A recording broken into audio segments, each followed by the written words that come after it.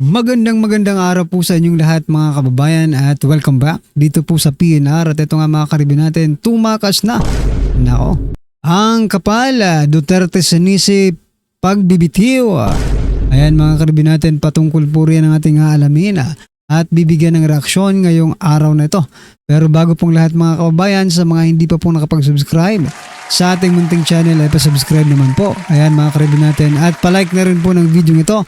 At ito na nga, simulan na po natin to.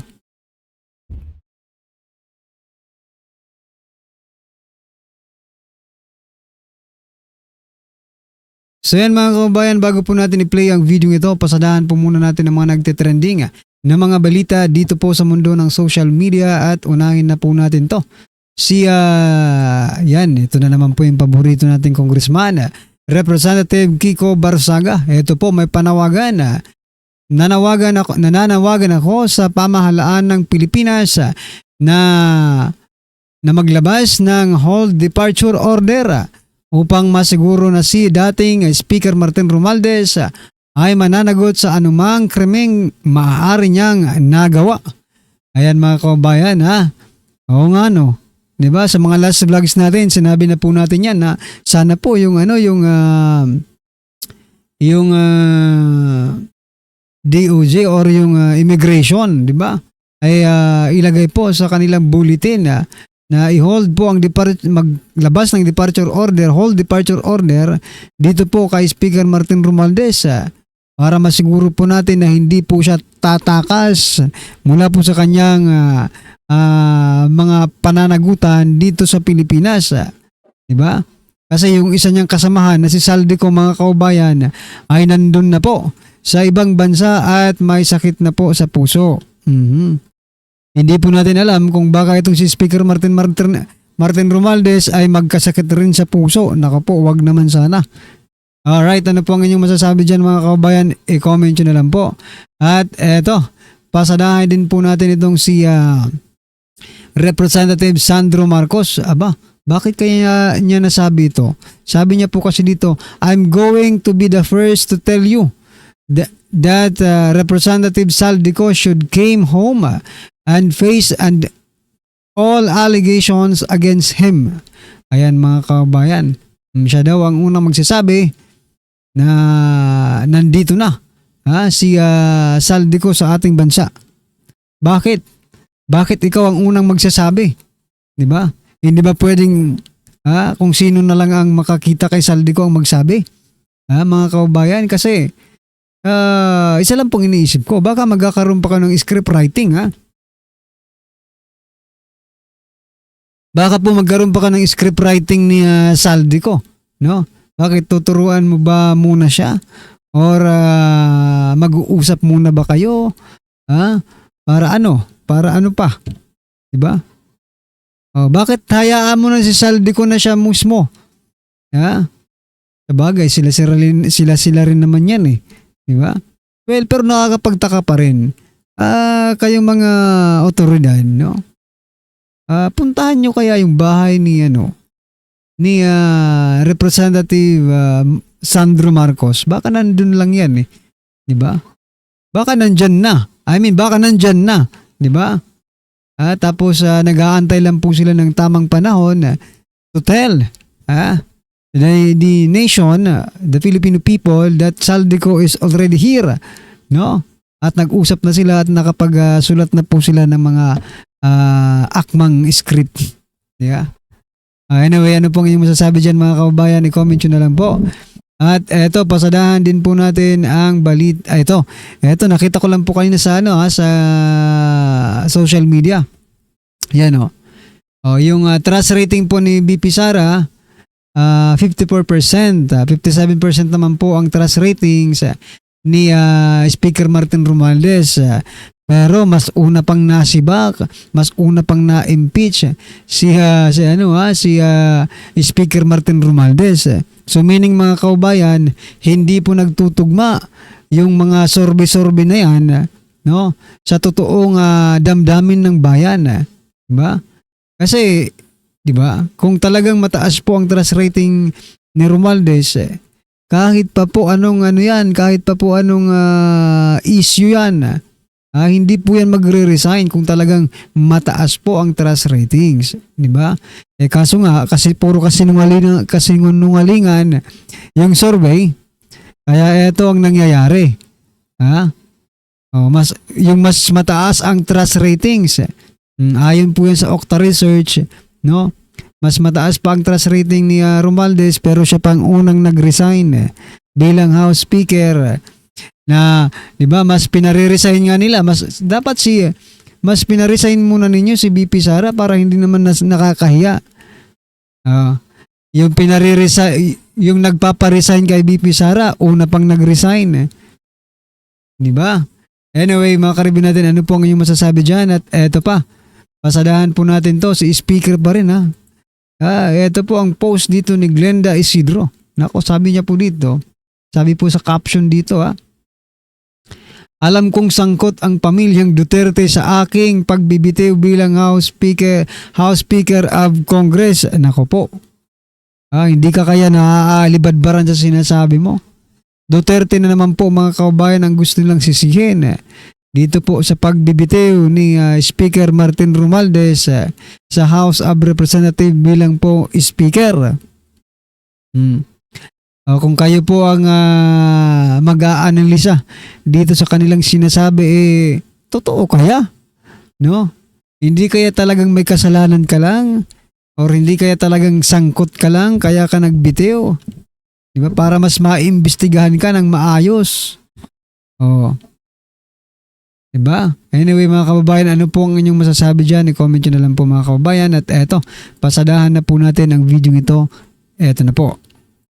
Usapan ngayon sa mundo ng social media. Ang di umano'y balitang sadyang tunay talagang katagang na ang lahat ay may hangganan matapos nasali sa samut-saring kontrobersyal na issue, particular na sa manumalyang flood control projects ng bansa at ang di umano'y siyang dahilan ng kaguluhan sa usaping politika ng bansang Pilipinas at ang nasa likod ng pagpapabagsak di umano sa pamilyang Duterte, lalong-lalo na sa Vice President na si Sara Duterte, ay sadyang ang karma sa kanya'y humahagupit na rin matapos lumabas na ang kumpirmadong balita may mangyayari di umanong rigodon o kodita sa mababang kapulungan ng Kamara na papalitan na di umano ang Speaker of the House na si Martin Romualdez na isa sa tinuro at tahasang pinangalanan mismo ni Curly Discaya, ang isa sa nasa likod di umano sa manumalyang flood control projects ng bansa na siyang isa sa nagpahirap magpasa hanggang ngayon sa maraming Pilipino. At matapos lumabas ang balita na ito ay hindi nakapagpigil ang taong bayan na nanawagan sa Kongreso sa pamamagitan ng kanilang mga social media account na sana raw ay ipalit na si Congressman Pulong Duterte o di kaya si Congressman Toby Tiangco na parehong matapang at may paninindigan. Gano kaya ito katotoo, mga kababayan? Ating alamin. Pero bago ang lahat, bago ka pa lamang sa aming channel, please huwag kalimutang mag-like, subscribe at i-click ang notification bell para mas maging updated ka pa lalo sa lahat pa ng bagong video na i-upload namin. At ito na nga, mga kababayan, ayon pa sa mga kumpirmadong balita mula sa iba't ibang source online, Romualdez magpa-file umano ng leave of absence bilang Speaker ng Kamara. Kumakalat ngayon ang mga ulat na maghahain ng kanyang leave of absence si House Speaker Martin Romualdez sa gitna ng anomalya sa flood control project. Nakatakda umanong makipagpulong si Romualdez kay Pangulong Ferdinand Bongbong Marcos Jr. bago ang kanyang pansamantalang paglisan bilang Speaker. Posible namang humalili sa kanya sina Isabela 6th District Representative Faustino Bonji D. III, Antipolo City 1st District Representative Ronaldo Puno, Bataan 1st District Representative Albert Garcia at Quezon 2nd District Representative David J.J. Suarez. Ayon pa sa ibang balita, mukhang na-pressure ang Congress na palitan si Martin Romualdez bilang House of Speaker. Natatakot ba sila sa posibleng mangyari sa mga kilos protesta lalo na sa September 21? O natatakot sila sa banta ng mga retired AFP and PNP officers na lulusubin nila ang House of Representatives kung hindi papalitan si Martin Romualdez? Breaking. Pagpapalit ng liderato ng Kamara tuloy na bukas sa pagbubukas ng sesyon. Malakas ang ugong na magpapalit bilang House Speaker ay si Deputy Speaker Faustino Bonjidi ng 6th District ng Isabela. Una nang lumutang ang pangalan ni Ronaldo Puno ng 1st District ng Antipolo, Vincent Franco Duque Prasco ng 5th District ng Cebu, Toby Tiangco ng Navotas at Albert Alve Benitez ng Bacolod para sa posisyon. Unquote. Matapos ang balita na ito, hindi naman nakapagpigil ang taong bayan na tila manawagan sa mundo ng social media na sana ipalit raw umano ay si Davao City Congressman Polong Duterte o di kaya si Congressman Toby Tiangco. At ayon pa sa kanila, bagong speaker pero yung kumukontrol si Romualdez at BBM pa din. Ano to, harap-harap ang gaguhan. Para sa akin lang, mas okay sana kung wala na munang uupo as speaker. We leave the position of speakership for now. We Pwede ba yan? investigate Romualdez and Co. and the rest of the congressman involved. Let the Filipino people decide sinong karapat-dapat sa posisyon na yan. E kung ang ilalagay nila dyan, kaalyado at tuta din ni Romualdez, edi wala din. Lang tayo ng mga nasa itaas, baka gusto nga nila ng malawakang rally. Ayan na ang Gaba di Jude magsaba. Gulong-gulo na kasi ang Kongreso ngayon. Natatakot na sila sa iba't ibang grupo na nagrarally na sa harap mismo ng House of Representatives. Kung hindi pa nagalit ang maraming Pilipino, hindi pa kayo natakot. Kaya dapat ang ipalit kay Tambaloslos ay si Congressman Polong Duterte. O di ba kaya si Toby Tiangco para maging patas ang lahat at malinis ang mga buaya dyan sa Kongreso. Dahil kailangan na talaga ang kamay na bakal dyan sa Kongreso. Sa wakas, mapapalitan na rin ang dambuhalang buya dyan sa Kongreso. Dapat lang talaga napalitan na yan at ipalit na yung tunay na may pakialam sa taong bayan. Katulad ni Pulong Duterte ng Davao City. Dahil kailangan gamitan na ng kamay na bakal ang mga mambabatas na binulsa ang kaban ng bayan. End quote. At eto na nga, Martin Romualdez tatakas na rin ayon sa isang artikulo. Dahil di umano ay magpa-file ng leave itong si Martin Romualdez at meron na daw na pipisil na ipapalit sa kanya bilang speaker. Ay, grabe naman yan. At sa iyong paglisan, ang tanging papaon ko ay bilibid.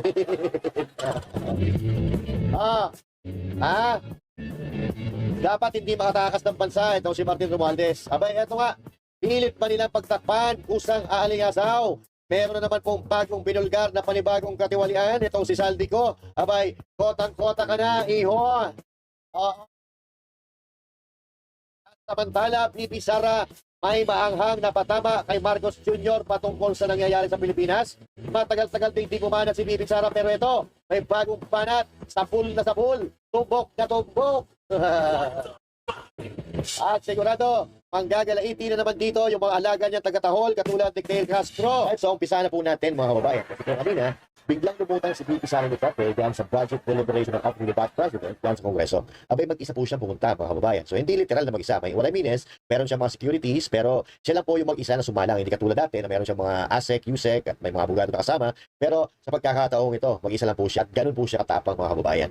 At alam naman natin yan na noon pa man, umpisa pa lang ng administrasyon ni Bongbong Marcos Jr. ay talagang ginigiba na ng ginigiba si BP Sara Duterte. Pero nakikita nyo naman ngayon, matikas na matikas pa rin at nananatiling nakatayo.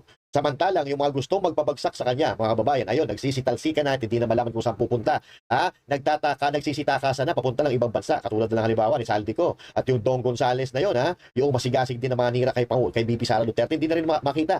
Nowhere to be found na sa Pilipinas, pero alam ng mga kababayan natin sa ibang bansa kung saan sila nakatira. Yun ang problema nila ngayon.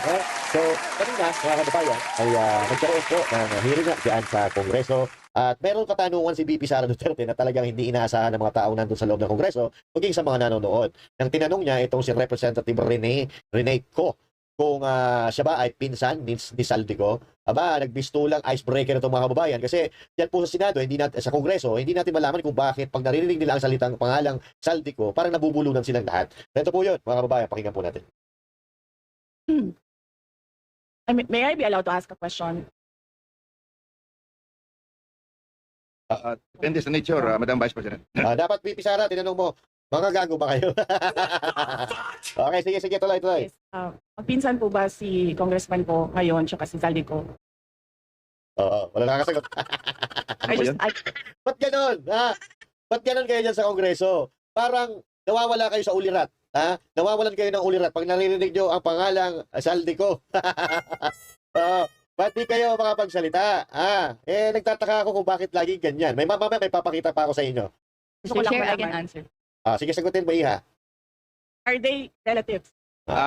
Please answer, Congresswoman Rene. I have no familiar relation po to Zaldico or to Representative Zaldico or Oo. any of their relatives po. Nako, kung ako sasabihin ko, pinsan ko po yun. Kamag-anak ko nun. Malakas yun, di ba? Malakas yun, ni Zaldico, pinsan ako nun, pamangkin ako nun, di ba?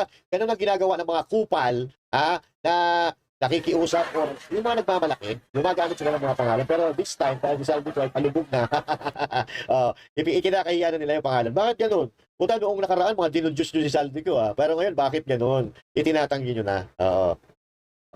Thank you, Madam Chair. Ayan. Okay? So, hindi daw po niya kaano-ano si Zaldico. Pero dapat may karugtong pa yung sasabihin ni VP Sara Duterte. Sabi-sabi may karugtong pa yun Sa isip-isip ni VP Sara. Magkawi kasi kayo Parehas ang trip nyo sa buhay. Magkahawid kayo. Parehas ang takbo ng utak. Parehas ang takbo ng utak ninyo. Yung pabagsakin ako. Ngayon mga kababayan, ano po ang inyong opinion, reaksyon patungkol po sa video ito, i-comment nyo na lang po sa baba. Maraming salamat po mga karabin natin. Yan, palike na rin po ng video ito. At yan, maraming salamat po.